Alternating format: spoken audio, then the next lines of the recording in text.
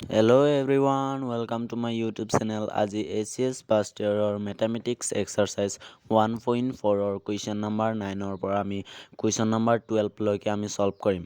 আগৰ ভিডিও কেইটাত 1 পৰা 8 লৈকে আমি কৰিটো আছে। এইকেইটা চালেহে এইখন ভিডিওত ভালদৰে বুজি পাবা। তেন্তে ভিডিওটো আৰম্ভ কৰো আহা। question number 9 কি কৈছে চোৱা। A equal 3, 6, 9, 12, 15, 18, 21. B equal 4, 8, 12, 16, 20. C equal 2, 4, 6, 8, 10, 12, 14, 16. D equal 5, 10, 15, 20. এতিয়া 9 নম্বৰ একটো A minus B আমি উলিয়াব লাগে A minus B তেন্তে আমি A minus B solution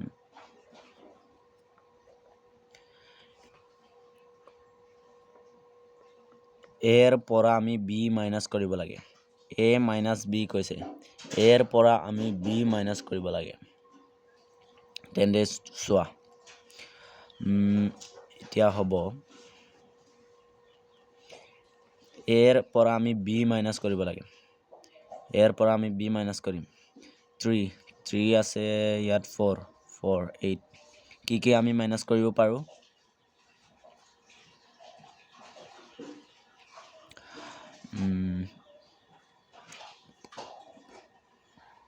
12 minus কৰিব পাৰো আমি 12 দুই পক্ষত আছে আমি 12 মাইনাস কৰিব পাৰো 12 মাইনাস কৰিব পাৰো আমি সৰি এটো নেকি 12 মাইনাস কৰিব পাৰো আৰু কি মাইনাস কৰিব পাৰো অকল 12 মাইনাস কৰিব পাৰো তেন্তে 3 6 9 15 18 21 এটো 9 নম্বৰ 1 আমি A এৰ পৰা B মাইনাস কৰি দিলু চোৱা ইয়াত 12 আছিলে ইয়াত 12 আছিলে আমি 12 টো মাইনাস কৰি দিলু আৰু ইয়াত দুই পক্ষত এনেকুৱা মিলোৱা বস্তুৱে নাই আৰু মিলোৱা সংখ্যা নাই এটো 9 নম্বৰ 1 ৰ সলভ 2 নম্বৰটো দিয়া আছে 8 3 6 9 12 15 18 21 A দিয়া আছে C দিয়া আছে 2 4 6 8 10 12 14 16 আমি A এর পৰা C মাইনাস কৰিব লাগে আমি A এৰ পৰা C মাইনাস কৰিম আমি কি মাইনাস কৰিব পাৰো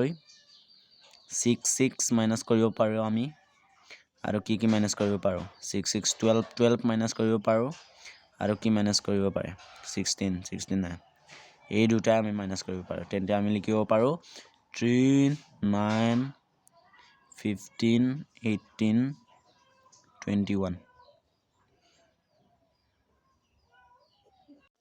3 নম্বৰটো কি হ'ব নহলে A দিয়া আছে ইমান D দিয়া আছে 5 10 15 20 আমি A এর পৰা D মাইনাস কৰিব লাগে কি মাইনাস কৰিব পাৰো আমি 15 মাইনাস কৰিব পাৰিম আমি তেন্তে আমি লিখিব পাৰিম 3 6 9 12 18 21 লিখিব পাৰো আমি তেনেহলে বেলেগ কোৱেশ্চন কেটা নিজে কৰিবা বহুত ইজি 10 নম্বৰ একটো চোৱা x দিয়া আছে a b c d y দিয়া আছে f b d g তেন্তে আমি x minus y লিখিব পাৰিম কি আমি মাইনাস কৰিব পাৰো b আৰু d মাইনাস 2 নম্বৰটো কি কৈছে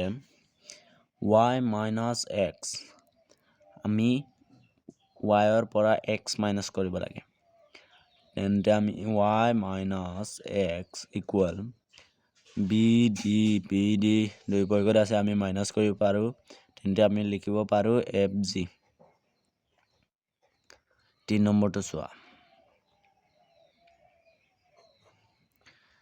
3 নম্বৰত দিয়া আছে x ছেদন y ইন্টাৰসেকশন